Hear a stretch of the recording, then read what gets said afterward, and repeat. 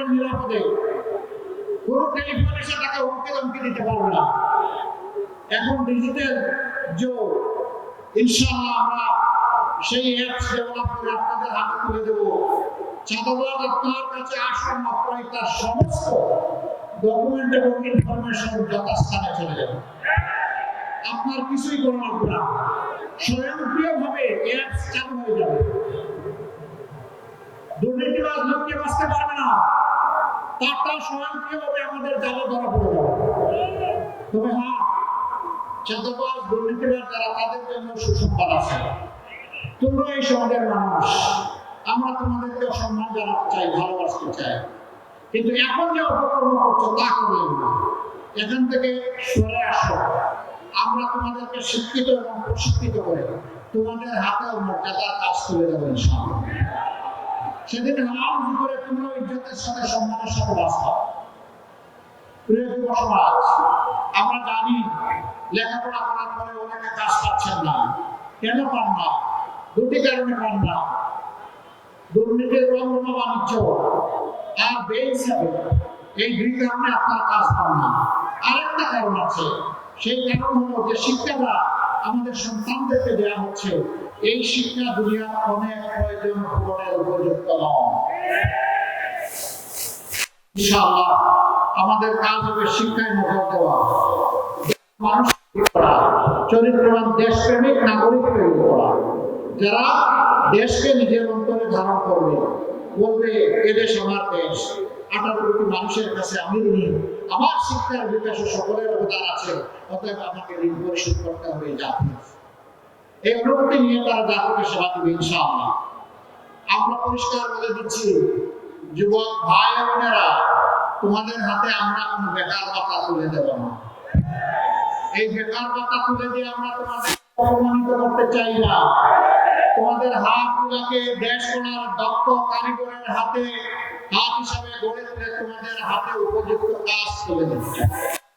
সেদিন এই কাজ করবার, দেশ মুখ ফুলিয়ে বলবো আমি বাংলাদেশ, এ বাংলাদেশ আমার, এ বাংলাদেশের জন্য আমি অনেক কিছু করতে চাই। যেইভাবে বুক চিতিয়ে যুদ্ধ করেছিলাম, লড়াই করেছিলাম, সেই লড়াইয়ের দাবি আমার কার্যক্রম দিয়ে আমি পূরণ করতে চাই। যুবকরা রাজি নাকি বেকার ভাতা? না, বেকার ভাতা নাই। ওকে ফাইন, ইনশাআল্লাহ আমরা সবাই মিলে বাংলাদেশ বলবো। আমি কি করবো? আমি তো একটা বয়স্ক মানুষ, আমাকে কি তোমাদের দলে রাখবা? আমি আছি তোমাদের সাথে, আমিও দিব আলহামদুলিল্লাহ। যুবক সেই ব্যক্তি যার জীবনের উদ্দীপনা থাকে, বুড়া সেই ব্যক্তি বয়স 22 বছর হলেও সব কিছু দেখে যে ভয় পায়, সে হলো বুড়া। বুড়া হতে চাই না ইনশাআল্লাহ তাআলা আজিম।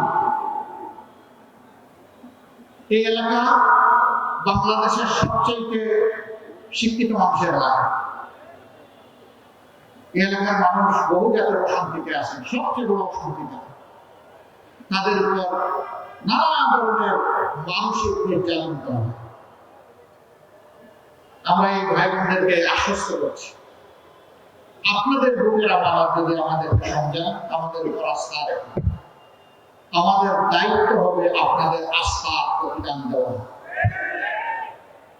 তখন আর কোনো জালের ওই টেলিফোন করে আপনাকে কষ্ট দিতে পারবে না, বাড়ির গেটে এসে হুমকি দিতে পারবে না, সন্ত্রাসী পাঠিয়ে আপনার জীবনকে অতিষ্ঠ করে তুলতে পারবে না। ইনশাআল্লাহ আমরা ওই সমস্ত সন্ত্রাসী এবং দুর্নীতিবাজদের গাছের পাতা ধরে টান দিব না, ওদের মূল সহ টান। সুযোগ দিব সংশোধনে, সুযোগ গ্রহণ না করলে শাস্তির জন্য তাদেরকে প্রস্তুত থাকতে হবে। এই ব্যাপারে আমরা চরম কঠোর এবং নির্দয়, এই ব্যাপারে কাউকে ছাড় দেওয়া হবে না। ধর্ম, বর্ণ, দল নির্বিশেষে যোগ্য ব্যক্তিটি যোগ্য জায়গায় পৌঁছে যাবেন সমাজের, এটি তার অধিকার। এটা আমরা নিশ্চিত করবো ইনশাআল্লাহ। আমরা সমাজে ন্যায় বিচার সবার জন্য কায়েম করব, এটি আমাদের অঙ্গীকার। ন্যায় বিচার কায়েম না হলে একটা সমাজ কখনো টেকসই সমাজ হবে না, সভ্য সমাজ হবে না, উন্নয়ন অগ্রগতি অর্জন করতে পারবে না। যে অপরাধে একজন সাধারণ মানুষের বিচার হবে, শাস্তি হবে, একই অপরাধ করলে দেশের প্রেসিডেন্টকে আমরা ছেড়ে কথা বলবো না। বিচারের আওতায় আসতে হবে। কারো জন্য কোনো ধরনের ইম্পিউনিটি থাকবে না, কোনো দায় মুক্তি দেওয়া হবে না। সবাইকে দায়ী থাকতে হবে তার কর্মের জন্য। আমরা সেই বাংলাদেশকে করতে চাই। আরেকটা কথা আমরা চাই না আমি জামাতের আমির, বংশানুক্রমে আমার ছেলে হোক জামাতের আমির। আমরা ওই পরিবারতান্ত্রিক রাজনীতি চাই না, যে রাজনীতিতে পরিবার ছাড়া অন্য কেউ যোগ্য হয়ে আসার সুযোগ নাই, সেই রাজনীতি আমরা দেখতে চাই না। রাজনীতির পরিবর্তন চাই।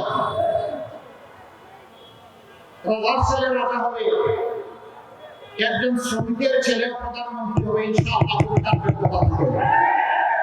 ওই বাংলাদেশ আমরা করতে চাই, যেখানে সত্যিকারের মেরিটোক্রেটিক সোসাইটি হবে, যেখানে পলিটোক্রেটিক সোসাইটি হবে না। রাজনীতির আনুগত্য থেকে কাউকে মূল্যায়ন করা হবে না।